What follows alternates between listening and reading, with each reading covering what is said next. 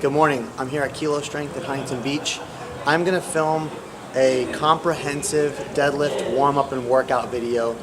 You're going to see next my warm-up that I like to do for deadlifts, and it's a series of movements and exercises that get the body primed for the deadlift, gets all the key movers warm and firing, and gets you mentally and physically ready to commence with the deadlift workout. From here, what you're going to see is my actual deadlift workout using the new MGS 2.0 format that I'm developing. And what we're going to do is each set, as I start to progress towards my working and heaviest set, I'm going to give you a key point to focus on, and Kelvin's going to hone in on per set. So I'm not going to overload you with information. This is something that I've learned and seen to be true. You can't give too much information at one time. You have to give one key point. And so what I want you to do is take each set and the point within the set and apply it to your deadlift, one at a time. Don't try and incorporate all these things simultaneously if you've just been deadlifting instinctually or with what you would consider to be inappropriate form. Apply them one at a time, master them, and then add the next one. This way you can sync up all of the tips at once eventually and hopefully have a functioning and perfect for you deadlift. And that's the other thing I want to emphasize here, is that all the tips and information I'm going to give you, once you apply them to yourself, the outcome will be somewhat different. There is individual variability. So one person's deadlift, the ideal deadlift for them, won't look exactly the same as someone else's. As long as you're performing the movement correctly, you're not experiencing pain, and you're able to progress in your weight over time, don't worry about what the haters say, just keep it up. This is a tip that not everyone will agree with, but for me personally and for many of the people that I've worked with, taking your shoes off, first of all, gets you slightly lower to the ground, so it's an advantageous change for most people, but it also gives you a better sense of the ground, increases your proprioception, your ability to control your strength and power by eliminating the sole of the shoe. So for me, it's a great starting point to make you feel more natural in this most primal of movements, which is just really essentially, at the end of the day, picking up a heavy object and putting it back down.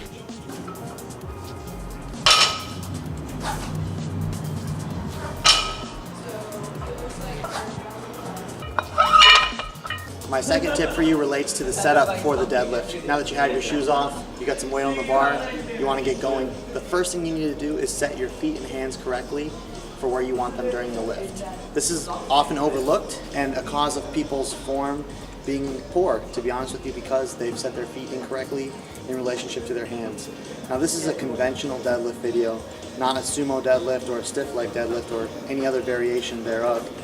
So you want to put your feet at about shoulder width or slightly outside of shoulder width, and your hands need to be outside of your feet. What you want to avoid is putting your hands in a position where your arms are going to be excessively contacted by your legs. This friction and interaction between the two will make the movement uncomfortable and awkward. So make sure you find the correct foot position and correct hand position for you before you really start increasing the weight.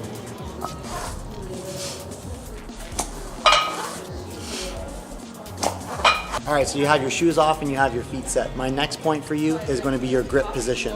I want you to use a double overhanded grip and avoid using a mixed grip, which is where you have one hand supinated and one hand overhand. This leads to physical imbalances and ultimately will have to be corrected later. And most people don't alternate back and forth between the grips. So you want to go double overhand from the beginning to build a physique and a deadlift that is solid on both sides. Straps, I want you to not use them until you can pull as a guy 2 times your body weight, or a girl your body weight, for a clean rep right off the floor with the grip as it is. That way you build your grip strength on an ongoing basis rather than having to, again, go back and fix that deficiency later. You want to be able to do this every time too, so I don't want you to use the straps, again, until as a guy you can lift 2 times your body weight, as a girl 1 time your body weight. Until you reach that point in your deadlift workout, don't start using the straps.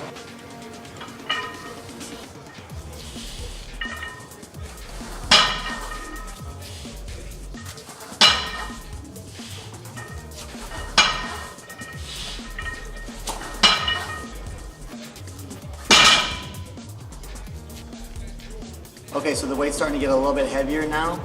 What you want to make sure you do, a huge and important piece of information, is to pull the slack out of the bar. Now when I tell people that, they at first don't understand what that means. These bars, any barbell, has a certain amount of give to it that the weight will express upon it because you're putting a lot of weight on each side on a 45-pound bar. Here in this case we have 405 pounds. We have 180 pounds on each side of the bar, so it will bend a little bit. You want to tighten the bar so that when you do start to generate force quickly to actually perform the lift, you don't have to have that lag time of the bar bending. So you want to pull the slack out of the bar before you descend and explode up into the lift in order to save yourself energy and time. If you don't do this, you will have a little bit of lost power that you'll never be able to get back, and that's the saddest story ever.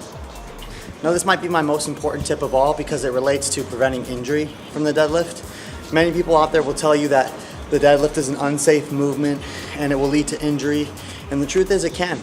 It's one of the most common lifts to cause an injury in the gym, but that's because of poor form for the most part.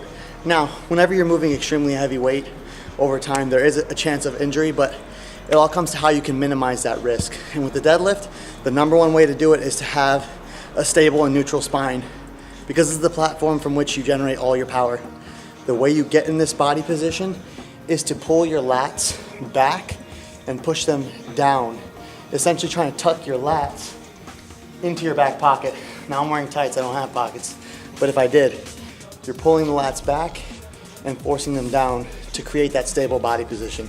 So how do you pull the slack out of the bar? First thing you want to do is get your feet set, get your grip set, and get your back set. Next, put your hands on the bar the way you want to grip it. You hear that? That's the slack in the bar, and it needs to be pulled out before you perform the lift. Now how do you do it? You're not trying to lift the weight off the ground per se, you're trying to pull to the point of tension within the bar. You can hear it if you listen, and it'll be audible right now.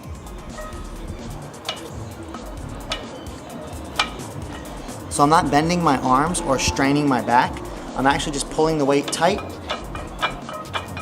so that slack is gone. Then you'll explode into the lift.